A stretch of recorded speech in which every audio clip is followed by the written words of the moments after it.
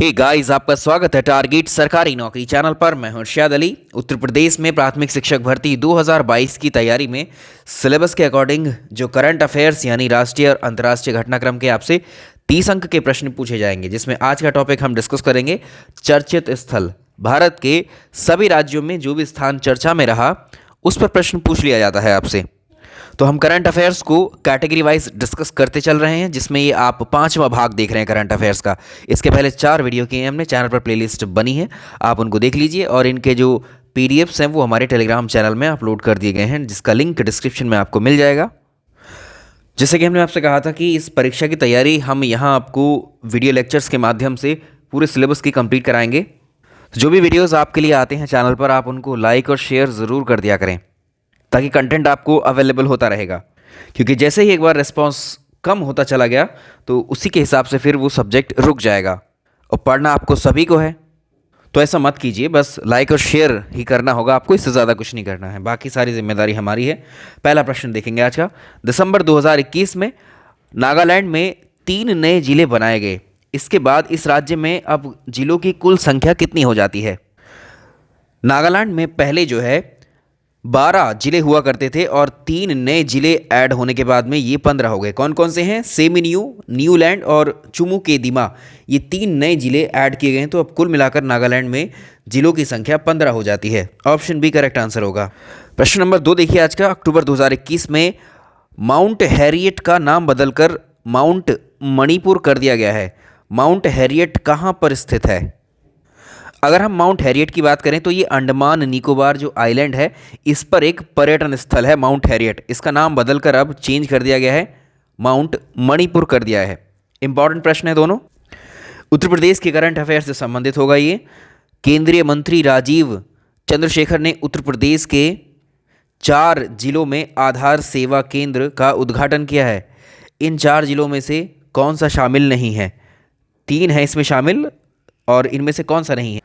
अगर हम अभी की बात करें तो इसमें देखो, जो 4 जिले हैं उत्तर प्रदेश के जिनमें नए आधार सेवा केंद्र बनाए गए हैं, उसमें वाराणसी है, इसमें वाराणसी है, गोंडा है, सहारनपुर है, और प्लस एक और ऐड करेंगे इसमें मुरादाबाद भी है। लेकिन इसमें जो नहीं है भी वो मथुरा है, मथुरा इसमें शामिल नहीं है। Option D. ये 4 ये हैं, इससे पहले 5 पहले से ही स्थापित हैं। कुल मिलाकर के कितने हो जाते हैं? तो उत्तर प्रदेश में कुल मिलाकर आधार सेवा केंद्रों की संख्या हो जाती है अब 9 है, जिसमें आगरा, लखनऊ, प्रयागराज, गाज़ियाबाद, मेरठ, ये 5 पहले थे, और अभी 4 जो नए ऐड हुए हैं, जिसमें मुरादाबाद है, वाराणसी है, गोंडा है, सहारनपुर है। ये हो गए कुल मिलाकर के 9 आधार सेवा केंद्र। ये 2021 तक, दिसंबर 2021 तक इतने हैं अभी। यूपी का करंट है ये भी। उत्तर प्रदेश के मुख्यमंत्री योगी आदित्यनाथ ने कहां पर निपुण भारत मॉनिटरिंग सेंटर का उद्घाटन किया? इसका उद्घाटन गोरखपुर में किया गया।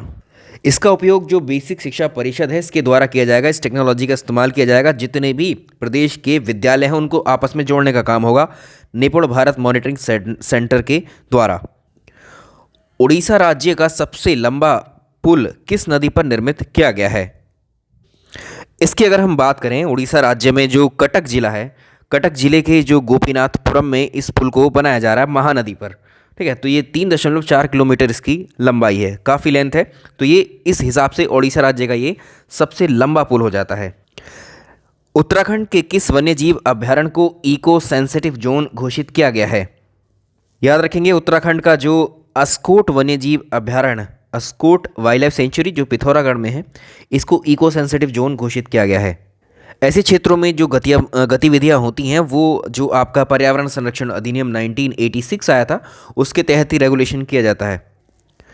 2 दिसंबर 2021 को केंद्रीय गृह एवं सहकारिता मंत्री अमित शाह ने उत्तर प्रदेश में माँ शाकुंभरी विश्वविद्यालय का शिलान्यास किया। इस विद्यालय की स्थापना कहाँ की जा रही है? तो माँ शाकुंभरी विश्वविद्यालय, ये यूनिवर्सिटी की स्थापना सहारनपुर के सदर तहसील में की जा रही है। तो वहाँ भी देखें जो पुवार का गांव है उसमें। नेक्स्ट देखिए, 29 नवंबर 2021 को कौन ब्रिटिश उपनिवेश विश्व का सबसे नया गणराज्य बन गया है? ब्रिटिश उपनिवेश का मतलब है जैसे कि ब्रिटेन का किसी दूसरे देश पर कब्जा होना, ठीक है, ब्रिटेन का ही नियंत्रण होना। जैसे भारत भी क्या है, ब्रिटिश उपनिवेश ही था पहले। तो ऐसे ही जो बारबाडोस है, ये बारबाडोस 1625 ईस्वी में जो है ब्रिटिश उपनिवेश बना था, और लगभग 400 साल के बाद में बारबाडोस ने आधिकारिक तौर पर ये घोषणा कर दी कि जो महारानी एलिजाबेथ द्वितीय हैं, सेकंड है, इनको राष्ट्र का जो प्रमुख पद दिया गया था, जो हेड थी इस स्टेट की, बारबाडोस की, उसको उस पद से हटा दिया गया है और ये अब सेपरेट एक गणराज्य बन गया है। तो बारबाडोस आंसर ठीक रहेगा। सवाल अगला देखिए, 22 अक्टूबर 2021 को भारत ने Jaynagar Kurtha railway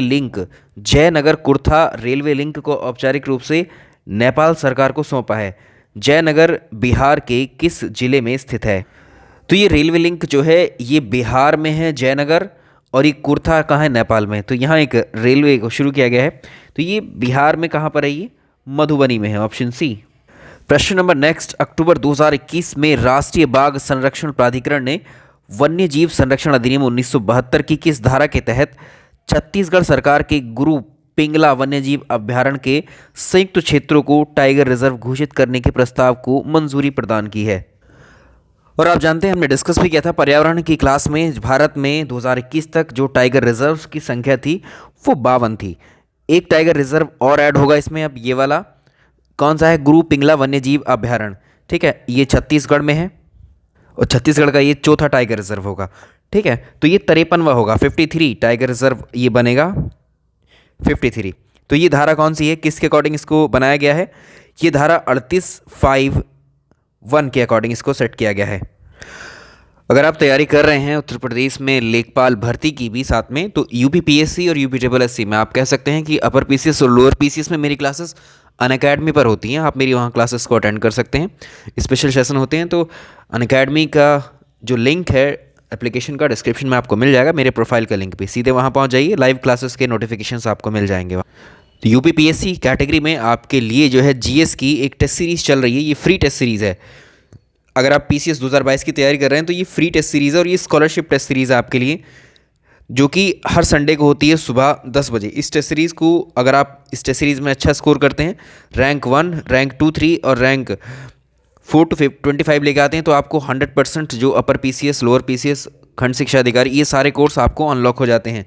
test series भी फ्री है और ये स्कॉलरशिप टेस्ट है एक तरीके से आपके लिए।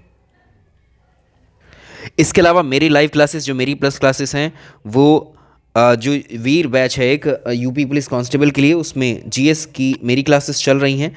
तो ये फ्री मिनी कोर्सेस है, इसको भी आप देख सकते हैं। यहाँ पर रेजोल्यूशन बैच है लेखपाल के लिए, ये भी फ्री मिनी कोर्सेस हैं, लेखपाल के और यूपी कांस्टेबल दोनों के आप अटेंड कर लीजिएगा, डिस्क्रिप्शन में लिंक मिल जाएगा। और इनके कंप्लीट बैच ऑलरेडी स्टार्टेड हैं। रेजोल्यूशन बैच फॉर लेखपाल ये 7 जनवरी से स्टार्ट हो चुका है, और 4 जनवरी से यूपी कांस्टेबल का ये बैच है। ये सारे फ्री बैचेस हैं आपके लिए। इसके अलावा अनअकैडमी प्लस में आते हैं। अगर आप अपर पीसीएस के लिए लॉन्ग टर्म के लिए तैयारी करना चाहते हैं तो अनअकैडमी प्लस में भी आ सकते हैं आप। अनअकैडमी प्लस में आपको ये सारे कोर्सेस अवेलेबल हैं, upper PCS, lower RO, ARO, UPSI, PET, लेखपाल, बीईओ, ऑप्शनल कोर्सेज। तो एक सिंगल सब्सक्रिप्शन पर ये आपको अवेलेबल हैं, जिसमें अगर आप अपर पीसीएस की तैयारी करते हो तो इसमें आपको ऑप्शनल की भी तैयारी इसी में शामिल है आपकी। तो इसमें आप कोई भी सब्सक्रिप्शन ऐड कर सकते हो अपने लिए, और ये ईएमआई कॉस्ट पर भी अवेलेबल हैं। तो इसमें अगर आप 12 मंथ का, 6 मंथ का कोई भी लेते हैं, इसमें IALI10 रेफरल कोड यूज़ करेंगे तो 10% का आपको एडिशनल डिस्काउंट इसमें हो जाएगा। और इसमें मेरी क्लासेस भी आपको अवेलेबल हैं। जो मेरा रेफरल कोड है वो है IALI10 रेफरल कोड यूज़ करेंगे तो 10% का डिस्काउंट आपको किसी भी सब्सक्रिप्शन पर मिल जाएगा। वहाँ मेरी प्लस में और फ्री क्लासेस दोनों अवेलेबल हैं। आप दोनों में से किसी को भी ज्वाइन कर सकते हैं, जिसका लिंक डिस्क्रिप्शन में दे दिया गया है। सवाल नंबर अगला देखिए, भारत का पहला ड्यूगोंग संरक्षण रिजर्व किस राज्य में स्थापित किया जाएगा? एक सवाल पूछा गया कि ड्यूगोंग इनमें से किसको कहा जाता है? जो समुद्री गाय होती है ना, समुद्री गाय, उन्हीं को बोला जाता है ड्यूगोंग, ठीक। तो इनके संरक्षण के लिए एक संरक्षण रिजर्व बनाया जा रहा है। ये जानवर जो है समुद्री घास को खाते हैं, और ये जो है अभी बहुत ज़्यादा डेंजर में है। ये एक लुप्त प्राय स्तनपायी है ये। तो इसको तमिलनाडु सरकार जो है वो पाक की खाड़ी में इसको बनाने को राज़ी हुई है। मतलब ये कहाँ पर बनाया जाएगा? तमिलनाडु सरकार इसको बनाएगी पाक की खाड़ी में। देश के किस राज्य में Bharat Ratna Rajiv Gandhi science innovation city स्थापित करने का निर्णय लिया गया है? भाई ये अलग ही लेवल का प्रश्न है, इसको आप इंपॉर्टेंट मार्क कर लीजिए। इसको महाराष्ट्र में डेवलप किया जाएगा, ऑप्शन बी। तो इसमें महाराष्ट्र सरकार के द्वारा जो छात्र हैं उनमें वैज्ञानिक सोच को बढ़ावा देने के लिए और समाज की जो समस्याएं हैं उनको दूर करने के उद्देश्य से पुणे के पास एक विश्व स्तरीय विज्ञान शहर साइंस सिटी ही स्थापित की जा रही है, और इस सिटी का नाम होगा Bharat Ratna Rajiv Gandhi science innovation city. Important है ये। हाल ही में असम का जो राजीव गांधी औरंग राष्ट्रीय उद्यान है इसका नाम बदला गया है। पहले इसका ये फुल नेम था राजीव गांधी औरंग राष्ट्रीय उद्यान, अब सिंपल क्या रह गया है इसमें से राजीव गांधी शब्द को निकाल करके औरंग राष्ट्रीय उद्यान। कहाँ पर है ये? असम, ये भी याद रखना है।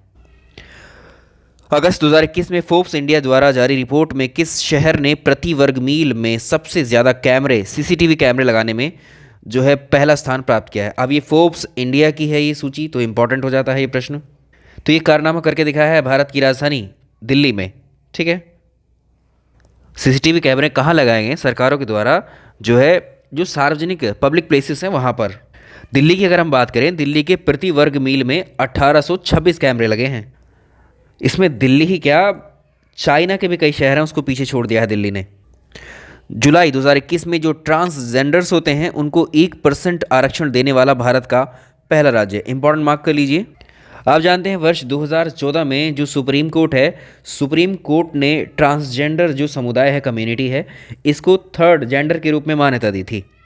तो अब इनके लिए सबसे पहला जो राज्य बन गया है वो कर्नाटक बन गया है, जो इनको 1% रिजर्वेशन देगा। इसके अलावा 1% आरक्षण में पर्याप्त जो संख्या में पात्र ट्रांसजेंडर अभ्यर्थी अगर उपलब्ध नहीं होते हैं तो जो वैकेंसी होंगी उस श्रेणी के पुरुष या महिला अभ्यर्थी को दे दी जाएगी। अगला प्रश्न, 26 जुलाई 2021 को हरियाणा के मुख्यमंत्री मनोहर लाल खट्टर ने हिसार हवाई अड्डे का नाम बदला है, और ये किसके नाम पर रखे जाने की बात कही गई? इसका नाम अब हो जाएगा महाराजा अग्रसेन अंतर्राष्ट्रीय हवाई अड्डा। ऑप्शन ए करेक्ट होगा। मध्य प्रदेश में भारत माता का मंदिर वीर भूमि के रूप में किस शहर में बनाया जाएगा? इसको भोपाल में बनाया जाएगा। ऑप्शन ए करेक्ट होगा। एक जो बुक है, जो किताब है, देखो इसी दौरान जो है आज़ादी बनाम फांसी अथवा काला पानी नाम की किताब का विमोचन किया गया है, और इसके जो लेखक हैं वो रघुनंदन शर्मा हैं। लेटेस्ट बुक जो लिखी जाती हैं वो परीक्षा में पूछ ली जाती हैं।